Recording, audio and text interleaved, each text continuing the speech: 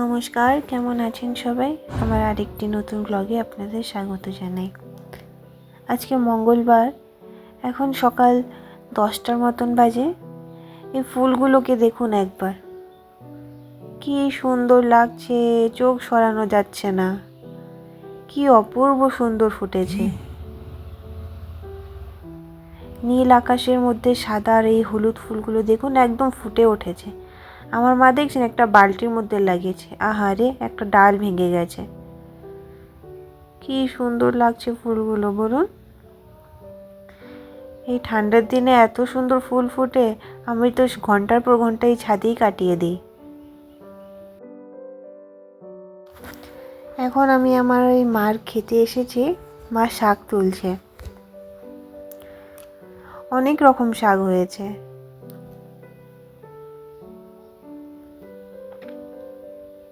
চলুন আজকে আপনাদেরকে আমার মার ক্ষেতটা ঘুরে ঘুরে দেখাবো কি কি লাগিয়েছে। এখানে প্রথমে দেখুন পালং শাক লাগিয়েছে। আমার ছেলের জন্যই লাগানো এই পালং শাকগুলো। এখনও তো অত হয়নি, যেটুকুনো হয়েছে ও খায়। আর এখানে দেখুন ধনেপাতা আছে, এটা হলো ডাঁটা শাক। সব শাকই লাগানো হয়েছে অল্প অল্প করে, যাতে আমাদের খাওয়ারটা হয়ে যায়। ওই যে একটা ছোট্ট মতন বাটারফ্লাই দেখছেন, উড়ে বেড়াচ্ছে। কতদিন পর বাটারফ্লাই দেখছি।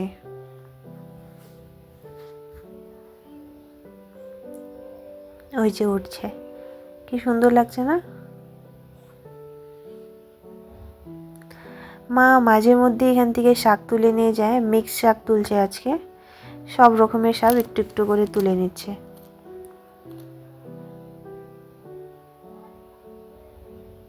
মা এখানে শাক তুলুক, চলুন আপনাদের ঘুরে ঘুরে দেখায়। এগুলো দেখুন রাই শাক হয়েছে, কত বড় বড় পাতা হয়ে গিয়েছে দেখছেন। কালকে মা খাইয়েছিল রাই শাক, একটু সিদ্ধ করে নিয়েছিল আদা আর একটু ফোড়ন দিয়ে। রাই শাকটা আমরা এইভাবেই খাই, একটু সিদ্ধ করেই খাই। মা প্রেশার কুকারে সিদ্ধ দেয়, ও ডাঁটাটা একটু শক্ত হয় তো, তাই প্রেশার কুকারে সিদ্ধ দিয়ে দেয়। আর এদিকে লাগানো হয়েছে হলো মূলা। এখনও মূলা হয়নি, কিন্তু মূলা শাকগুলো খুব সুন্দর হয়ে গিয়েছে।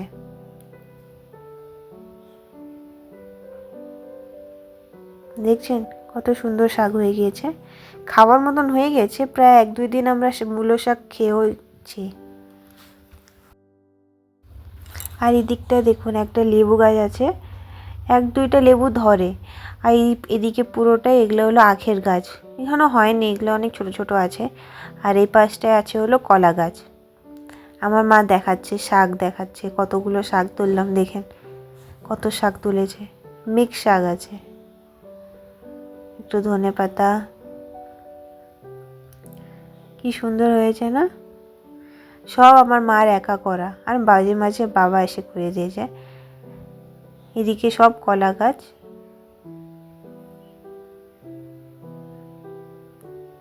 আর এই দেখেন কাঁচা কলা হয়েছে, দাঁড়ান দেখাচ্ছি।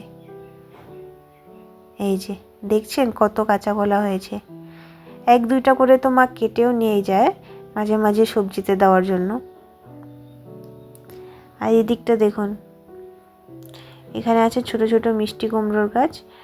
আর এটা ড্রাগন ফ্রুটের একটা গাছ লাগিয়েছে, এখন অনেক ছোট। ড্রাগন ফ্রুট দিতে তো অনেক সময় লাগে, এই বছর তো দিবে না অবশ্যই। আমার মনে হয় না আর পরের 2টা বছরও দিবে, দেখা যাক কবে ফল দেয়। আকাশটা কি সুন্দর, এক ফোঁটা মেঘ নাই, কি সুন্দর লাগছে না দেখতে।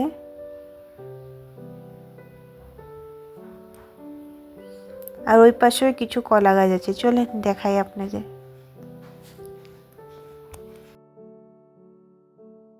এই কুমড়ো গাছটা দেখেন, কি বড় বড় পাতা হয়েছে, ওরে বাপরে। দেখছেন কত বড় পাতা হয়েছে।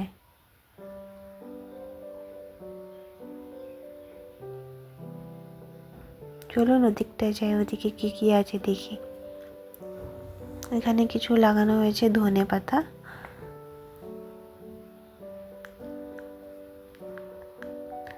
আর এদিকে আছে হলো একটা পুঁই শাকের গাছ।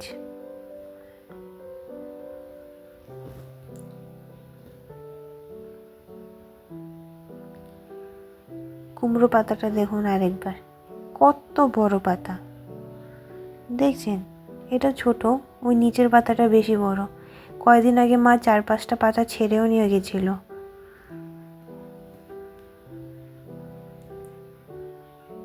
আর এদিকে আছে হলো একটা লাউ গাছ, বেশ অনেক কয়টাই লাউ ধরেছে।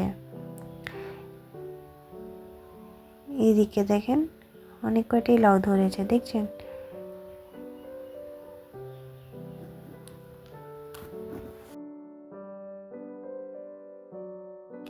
এই লাউ ফুলগুলো কি অপূর্ব সুন্দর লাগছে দেখতে, ছবির মতন সুন্দর লাগছে।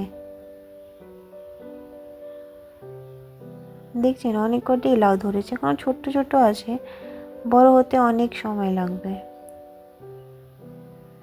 এই যে এটা, এখানেও আরেকটা আছে, আর ভিতরে অনেক কয়টা ধরেছে।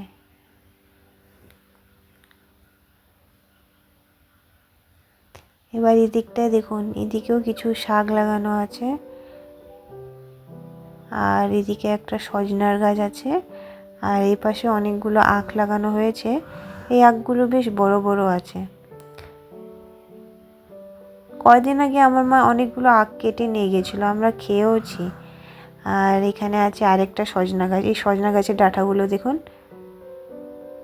বেগুনি রঙের, কি সুন্দর না এই রঙটা, প্রকৃতির এত সুন্দর সুন্দর। আর এদিকে ডাঁটা গাছ আছে, ডাঁটা গাছগুলো অনেক লম্বা হয়ে গেছে।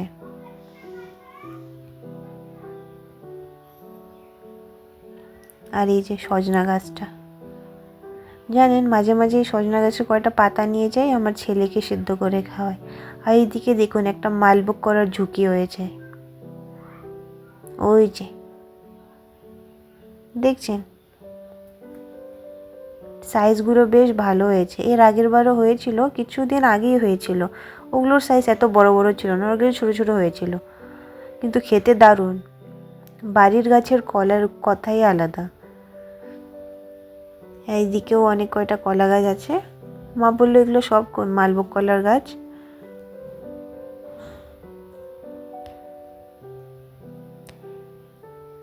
বেশি বড় না, কিন্তু আছে একটা খালি জমি, আমার মা শখে এত সব জিনিস লাগায়, আমাদের খাওয়ার মতন তো হয়েই যায়। আর এদিকে কিছু মিষ্টি আলু লাগিয়েছে, এই যে মিষ্টি আলুটা তো পুরোটা ছড়াই যাবে, তার জন্য এদিকে আর কিচ্ছু লাগানো হয়নি।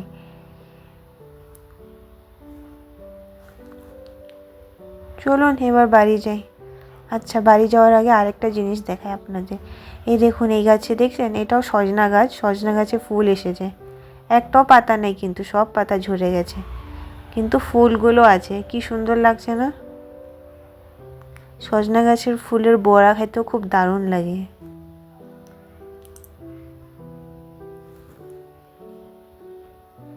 চলুন এবার বাড়ি যাই, বাড়ি গিয়ে ছেলেকে স্নান করাবো, ওর খাবার রান্না করব, আবার ওকে খাইয়ে দিতে হবে, আবার মাছ নিয়ে আসছে বাবা, ওগুলোও রান্না করতে হবে। চলুন যাই। যাওয়ার আগে ভাবলাম ছেলের জন্য কয়টা ব্রাহ্মী শাক নিয়ে যায়, দেখুন এখানে প্রচুর ব্রাহ্মী শাক হয়ে আছে। আরও ছিল, অনেক ছিল জানেন, ওগুলা না মা উঠিয়ে ফেলছে, এই কয়টা রাখছে যে কয়টা লাগে, অনেক বেশি তো রেখে লাভ নাই, তার জন্য।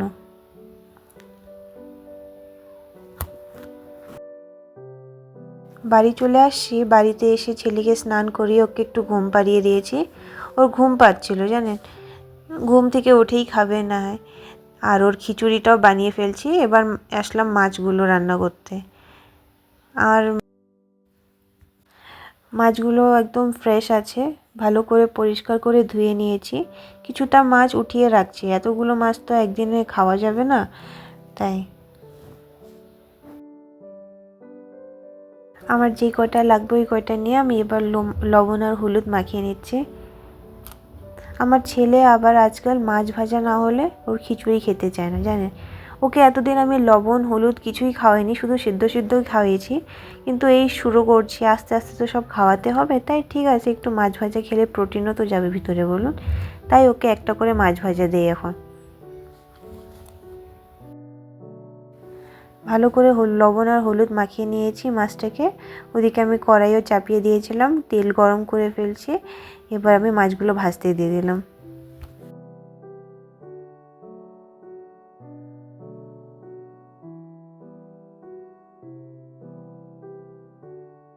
এদিকে মাছটা ভাজা হতে থাক, আর ওদিকে আমি একটু পেঁয়াজ কেটে নেব। বাবা একটু মাছের তেলও নিয়ে আসছে, তেলটাকে ভালো করে পরিষ্কার করে নিয়েছি। ভাবছি আজকে একটু পেঁয়াজ, একটু বেশি করে লঙ্কা আর টমেটো দিয়ে মাছের তেলটাকে ভেজে নেব চাটনির মতন করে। এদিকে আমি কিছু লম্বা লম্বা করে পেঁয়াজ আর লঙ্কা কেটে নিয়েছি, আর একটা দিয়ে দিলাম হলো টমেটো। এদিকে মাছটা বেশ আমি লাল লাল করে ভেজে নিয়েছি। আর এক পাশটা হোক, তারপরে মাছটা নামিয়ে তেলটা বসিয়ে দিব। মাছ ভাজার তেলের মধ্যে আমি পেঁয়াজ, লঙ্কা, টমেটো আর একটুখানি মাছের তেলটা দিয়ে দিলাম। এবার এটাকে আমি হালকা হিটে ভেজে নেব ভালো মতন।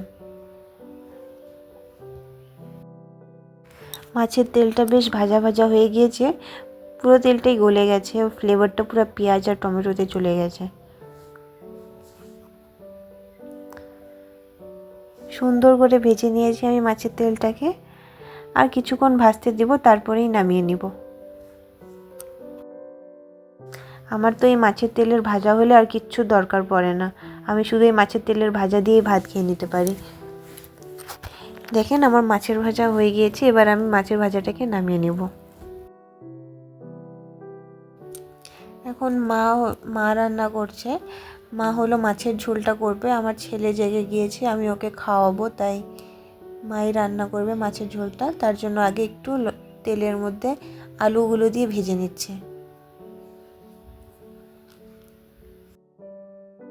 মা আলু ভাজাগুলোর মাঝখানে একটু ফাঁকা করে কালো জিরা ফোড়ন দিয়ে দিয়েছে। ফোড়ন দিয়ে একটু আলুগুলোকে ভালো করে ভেজে নিচ্ছে। এবার একটু ঘষে রাখা পেঁয়াজগুলো দিয়ে দিল।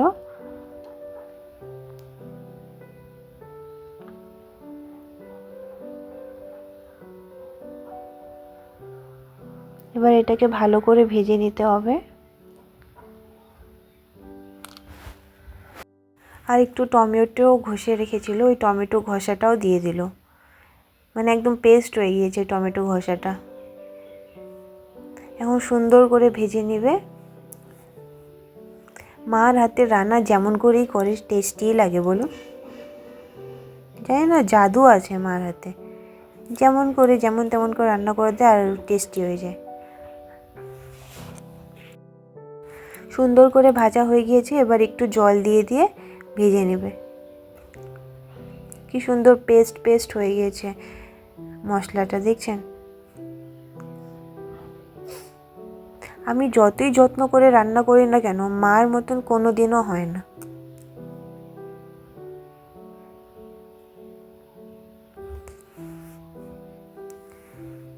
দেখেন কি সুন্দর হয়েছে, রংটাও দারুণ এসেছে।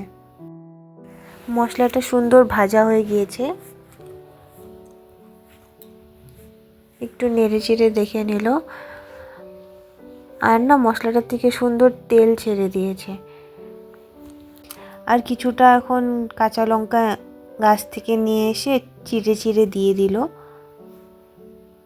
আর কিছুক্ষণ ভাজতে হবে সুন্দর করে। মশলাটা ভাজা হয়ে গিয়েছে, তাই এখন মাছের ঝোলের জন্য জল দিয়ে দেওয়া হলো। এবার জলটা ভালো মতন ফুটে আসলেই মাছগুলো দিয়ে দেবে। ঝোলটা একদম সুন্দর ফুটে গিয়েছে ভালো মতন। এবার এক এক করে মাছগুলো দিয়ে দিতে হবে।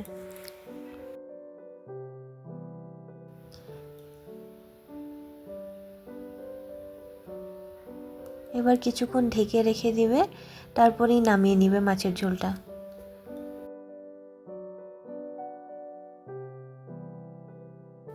দেখুন কি সুন্দর হয়েছে মাছের ঝোলটা।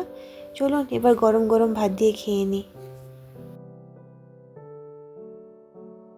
এখন বাজে সন্ধ্যা 6টা। খেয়ে দিয়ে একটু রেস্ট নিতে নিতে সন্ধ্যা হয়ে গেল। ঠান্ডার দিন একটু কম্বলের নিচে ঢুকলে আর বেরোতে ইচ্ছা করে না। এখন একটু চা বসিয়েছি। আমাদের বাড়ির পাশে জানেন একজন বিহারি আন্টি থাকে, উনি না অনেক সুন্দর ঠেকুয়া বানান। তো আজকেও উনি ঠেকুয়া বানিয়ে দিয়েছে, তো ভাবলাম আজকে একটু গরম গরম চা দিয়ে ঠেকুয়া খাবো। তাই একটু তেজপাতা দিয়ে ভালো মতন চা বানিয়ে নিব। একটু তেজপাতা দিয়েছি আর দিয়ে দিলাম 1 চামচ চিনি, 1 চামচ চা পাতা আর 1 চামচ দার্জিলিং টি। 1 চামচ দার্জিলিং টিটা দিলে না খুব সুন্দর চায়ে একটা সুন্দর গন্ধ আসে। একটু কম লাগলো তাই আর একটু দিয়ে দিলাম। এবার ভালো মতন ফুটিয়ে নেব। তারপরে ছাঁকনি দিয়ে ছাকার পর আমি দুধ দিব চায়ে। এভাবে বানিয়ে খেলে না একটু কম অ্যাসিডিটি হয়। আমি না আগে একদমই চা খেতাম না, কিন্তু জানি না আমার ছেলে হওয়ার পর থেকে আমার এত চায়ের নেশা হয়ে গিয়েছে। এখন সকাল হলেই চা খেতে ইচ্ছা করে, সন্ধ্যা হলেই আরেকটু চা খেতে ইচ্ছা করে। কী আর করব, বাজে নেশা। ছাড়ার অনেক চেষ্টা করছি, কিন্তু কি করব, ছাড়তে আর পারছি না। দেখেন চায়ের রঙটা সুন্দর আসছে। চলুন আজকের ভিডিওটা তাহলে এখানেই শেষ করছি। সবাই ভালো থাকবেন, সুস্থ থাকবেন। আর আমার ভিডিওটা কেমন লাগলো আমাকে অবশ্যই কমেন্ট করে জানাবেন। যদি ভালো লাগে একটা লাইক করে দিবে, চ্যানেলটাকে সাবস্ক্রাইব করতে ভুলবেন না। আবার দেখা হবে পরের একটি ব্লগে।